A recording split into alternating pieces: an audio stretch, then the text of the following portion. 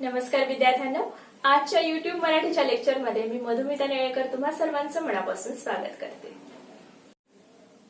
अरे खोप्यामध्ये खोपा सुगरणीचा चांगला, एका पिलासाठी तिने खोपा झाडाले टांगला. किंवा मन वढाय वढाय, मन वढाय वढाय, उभ्या पिकातल ढोर, मन वढाय वढाय. अशा अनेक रचना आहेत बहिणाबाई यांच्या. आज आपण पाठ क्रमांक 5 परिमळ. लेखक आहेत प्रल्हाद केशव अत्रे. नामवंत लेखक, कवी, नाटककार, विनोदकार, चित्रपट कथा लेखक, वक्ता, शिक्षण तज्ज्ञ म्हणून परिचित. त्यांच्या असामान्य कर्तृत्वाने वाङ्मय व इतर क्षेत्रात त्यांनी मानदंड निर्माण केले. केशव कुमार या टोपण नावाने त्यांनी काव्यलेखन केले. झेंडूची फुले हा त्यांचा विडंबनपर कवितांचा संग्रह प्रसिद्ध. साष्टांग नमस्कार, तो मी नव्हेच, कवडी चुंबक, ब्रह्मचारी, डॉक्टर लागू, मोरूची मावशी इत्यादी त्यांनी लिहिलेली लोकप्रिय नाटके. अशा गोष्टी, अशा गमती, फुले आणि मुले इत्यादी कथासंग्रह त्यांचे प्रसिद्ध आहेत. कऱ्हेचे पाणी हे आत्मचरित्र प्रसिद्ध. साने गुरुजींच्या श्यामची आई या पुस्तकावर त्यांनी काढलेल्या चित्रपटाला सर्वोत्कृष्ट चित्रपटाचे पहिले सुवर्णकमळ देऊन गौरविण्यात आले. 1942 साली झालेल्या अखिल भारतीय मराठी साहित्य संमेलनाचे ते अध्यक्ष होते. प्रस्तुत पाठ हा आचार्य अत्रे यांनी बहिणाबाईंची गाणी या काव्यसंग्रहाला लिहिलेली प्रस्तावना होय. या प्रस्तावनेतूनच आचार्य अत्रे यांनी बहिणाबाई चौधरी यांच्या असामान्य काव्य प्रतिभेची ओळख आपल्या ओघवत्या व भावपूर्ण शब्दात करून दिली आहे. त्यामध्ये ग्रामीण जीवन, कृषी जीवन यांच्याशी निगडीत संस्कृतीचे बहिणाबाईंच्या मनावर खोल संस्कार झाले होते. त्यामुळे त्यांची कविता ग्रामीण भावविश्वाचे आणि कृषी संस्कृतीचे शेकडो तपशिलांचे सहज संदर्भ आपणास देते. माणुसकी, निसर्ग, समरसता, श्रद्धा, खेड्यातील समूह जीवन या संबंधीची जाणीव कवितेतून प्रकटली आहे. त्यांच्या काव्यातील खानदेशी बोलीचा गोडवा विशेषत्वाने जाणवणारा आहे, ज्यालाच आपण वऱ्हाडी बोली असे म्हणतोय. हा झाला लेखकांविषयी आणि बहिणाबाईंविषयी थोडक्यात परिचय.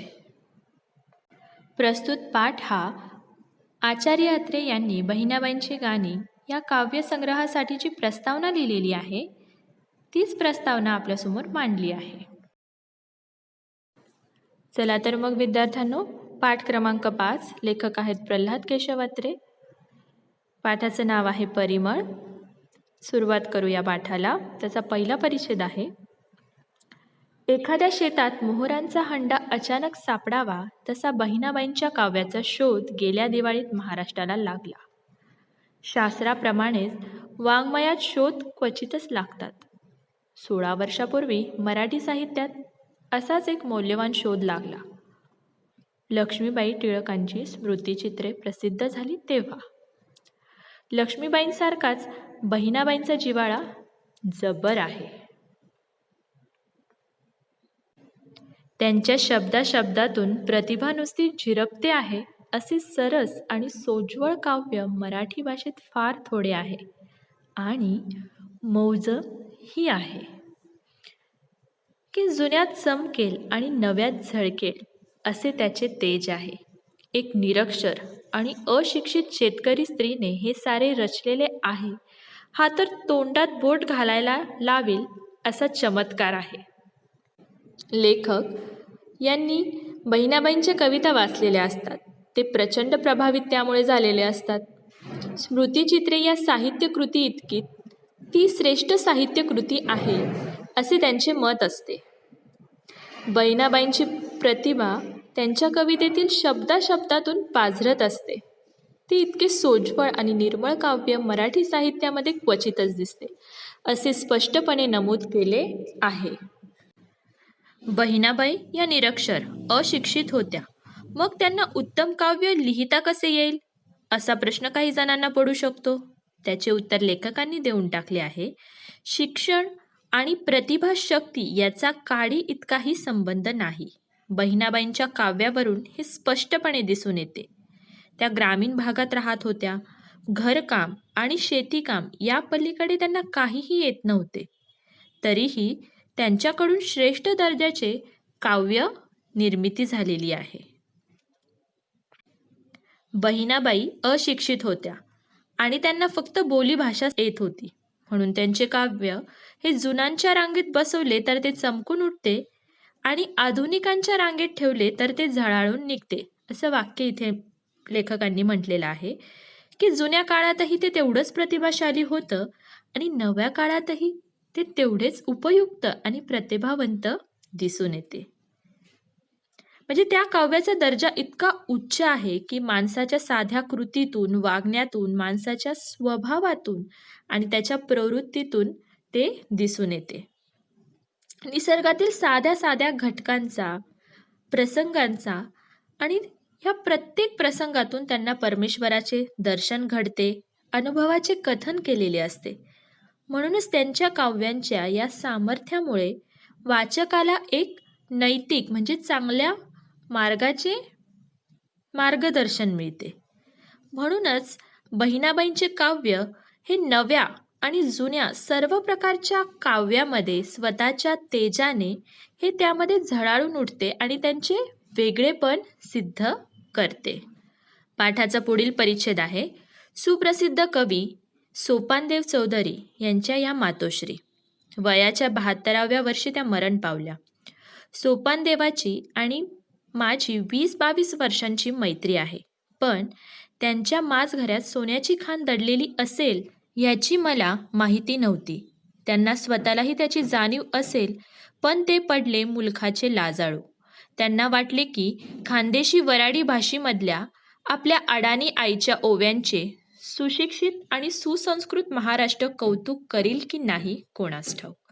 म्हणून ते इतकी वर्षे तोंडात मूग धरून बसले होते. बहिणाबाई चौधरी म्हणजेच कवी सोपानदेव चौधरी यांच्या मातोश्री. सोपानदेवांची आणि लेखकांची ही 20-22 वर्षापासूनची मैत्री असते आणि त्यांचा स्वभाव हा लाजाळू असल्या कारणाने, सोपानदेव चौधरी हे लाजाळू असल्या कारणाने आपली आई ओव्या गायची किंवा आईच्या ओव्यांचे सुशिक्षित व सुसंस्कृत महाराष्ट्र कौतुक करेल की नाही, कारण आई ही निरक्षर होती, त्यामुळे ही गोष्ट ते कोणालाच सांगत नाहीत. म्हणून इतके दिवस ते तोंडात मूग धरून बसले होते. मूग धरून बसणे म्हणजेच हा एक वाक्प्रचार आहे. त्याचा अर्थ होतो की मौन पाळणे, शांत बसणे किंवा मौन पाळणे, काहीच न बोलणे. पुढील परिच्छेद. मागल्या दिवाळीच्या आधी एक दिवस ते असेच माझ्याकडे आले आणि एक चतकोर चोपडी हळूच उघडून त्यात उतरलेली आपल्या आईची एक कविता भीत भीत त्यांनी मला वाचून दाखवली. हे हरित दोन मोठा दोन्ही मध्ये पाणी एक मोठ हाकल तो एक जीव पोसतो कितीक. त्याचबरोबर ती वही मी त्यांच्या हातातून खसखस ओढून घेतली आणि अधाशासारख्या साऱ्या कविता भरभर चाळल्या. भाषेची मला कुठेच अडचण वाटली नाही. मी ओरडून सोपानदेवाला म्हणालो, अहो हे 52 कशी सोने आहे, हे महाराष्ट्रापासून लपवून ठेवणे हा गुन्हा आहे. त्या क्षणी हे काव्य प्रसिद्ध करायचे आम्ही ठरवले. सोपानदेव चौधरी आपल्या आईच्या कवितांबाबत मौन बाळगून बसले, कारण आईने लिहिलेल्या कविता ग्रामीण बोलीतील असल्यामुळे संपूर्ण महाराष्ट्रातील रसिक लोक त्या कितपत स्वीकारतील ही सोपानदेवांच्या मनात शंका होती. असेच एक दिवस लेखक सोपानदेव चौधरी म्हणजेच त्यांच्या मित्राकडे जातात. त्यावेळेस त्यांचे मित्र हळूहळू एक चतकोर चोपडी म्हणजेच जी छोटीशी वही असायची पूर्वी, ज्यामध्ये हिशोब लिहिले जात असेल अगदी तळहाता एवढी, ती उघडून त्यामध्ये आईच्या कविता त्यांनी ऐकलेल्या, लिहिलेल्या होत्या आणि ती आईची एक भीत कविता त्यांनी वाचून दाखवली. एहरीत दोन मोठा. एहरीत म्हणजेच इथे खानदेशी भाषा असल्या कारणाने एहरीत म्हणजे विहिरीत. मोठ म्हणजे काय, तर बैलाकडून किंवा रेड्याकडून विहिरीतील पाणी वर काढण्याचे एक साधन होय. जेव्हा ते पाणी काढलं जातं ते अतिशय कष्टाचं काम असतं. त्यामुळे ते पाणी काढल्यानंतर कित्येकांचे जीव त्यावर ते पोसत असतो. म्हणजे शेती त्यावर अवलंबून असते. पिण्यासाठी आणि आपल्याला कितीतरी कामासाठी ते पाणी लागत असतं. त्यामुळे तो कित्येक जीवांचे पोषण करतो असं लिहिलेलं आहे. त्यामुळे त्यांची कविता बघा इथे सहजता म्हणजे प्रासादिक गुण तर तुम्हाला इथे दिसून येतो. त्यामुळे आणि एक कर्णमधुरता ओवी हा रचना प्रकार असल्यामुळे आपल्याला ती कानास मधुर वाटतं. प्रसिद्ध कवी सोपानदेव चौधरींनी आईची कविता आपल्या मित्राला म्हणजेच लेखकाला वाचून दाखवल्यावर लेखकांनी अगदी अधाशासारखी ती वही हातातून ओढून घेतली आणि भरभर सगळ्या कविता वाचून पाहिल्या. त्यांना भाषेची तर अडचण कुठेच वाटली नाही आणि त्यांना त्या रचना अधिक भावपूर्ण वाटल्या. यावरून लेखकाचे कवितेवरचे प्रेम, ज्यालाच आपण काव्यप्रेम म्हणूया, ते दिसून येते. आणि त्यावेळेस लेखक व सोपानदेव चौधरी ठरवतात की बहिणाबाईंच्या कविता ह्या प्रसिद्ध करायचं. कारण त्याला इथे त्याची तुलना ही सोन्याशी केलेली आहे. त्याची जी शुद्धता आहे ती सोन्यासारखीच आहे, अशी तुलना इथे केलेली आहे. थोडक्यात काय तर बहिणाबाई या निरक्षर होत्या, अशिक्षित होत्या. त्यामुळे त्यांची गाणी कविता या सामान्य दर्जाच्या व जुन्याट वळणाच्या असतील असे कोणाचेही मत होऊ शकते. परंतु त्या तशा नाहीत. त्यांच्या कवितेच्या रचना अत्यंत आधुनिक आहेत. तसेच त्या आशयाच्या दृष्टीने सुद्धा अत्यंत आधुनिक आहेत. त्यांचे विचार, कल्पना आधुनिक काळातही तितक्याच उपयुक्त ठरतात. तर विद्यार्थ्यांनो, आजचे लेक्चर हे इथंपर्यंतच. तेव्हा पुन्हा भेटूया पुढील लेक्चरमध्ये. तोपर्यंत हा पाठ तुम्ही पूर्णपणे वाचून घ्या. त्याचबरोबर सोपानदेव चौधरी कोण होते, बहिणाबाई कोण आहेत, बहिणाबाईंचे साहित्य जुन्या काळात चमकणारे व नव्या काळात झळकणारे आहेत, हे लेखकांचे विचार तुमच्या शब्दात स्पष्ट करा. या काही कृतीयुक्त प्रश्नांची उत्तरं तुम्ही स्वतः आपल्या वहीमध्ये लिहून काढा. त्यासाठी हे लेक्चर व्यवस्थितपणे ऐका, कारण त्याचं उत्तरही ह्या लेक्चरमध्येच दडलेलं आहे. चला तर मग पुन्हा भेटूया पुढील लेक्चरमध्ये. तोपर्यंत घरीच राहा, काळजी घ्या आणि अभ्यास करा. धन्यवाद.